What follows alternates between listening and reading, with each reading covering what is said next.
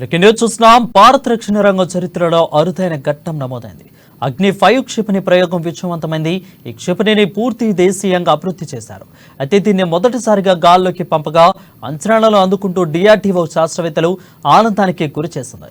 అయితే ఈ ప్రాజెక్టుకు మిషన్ దివ్యాస్త్రంగా నామకరణం చేశారు. ఇక అగ్ని-5 క్షిపణిలో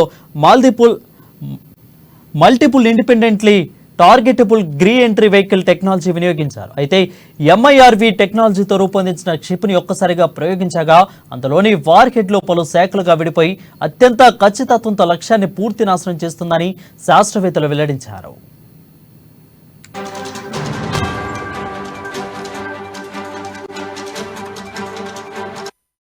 ఇక కేంద్ర మంత్రి కిషన్ రిజిజు కూడా అగ్ని-5 పరీక్షపై స్పందించారు. ఇక నుంచి భారత్ పై ఎవరైనా దాడి చేయాలనుకుంటే 1కి 10 సార్లు ఆలోచించుకోవాల్సి ఉంటుందని హెచ్చరించారు. అగ్ని-5తో భారత రక్షణ సామర్థ్యం మరో ఎత్తుకు చేరిందని వివరించారు.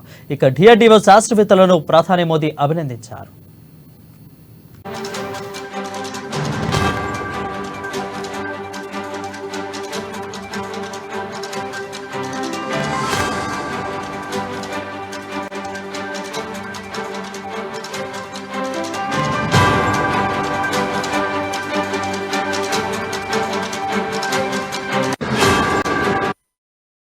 బ్రేకింగ్ న్యూస్ చూస్తున్నాం. భారత రక్షణ రంగ చరిత్రలో అరుదైన ఘట్టం నమోదైంది.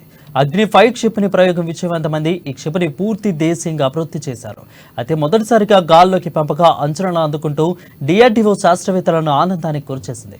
ఈ ప్రాజెక్టు మిషన్ దివ్యాస్త్రంగా నామకరణం చేశారు. ఇక అగ్ని-5 క్షిపణిలో multiple independently targetable reentry vehicle technology వినియోగించారు.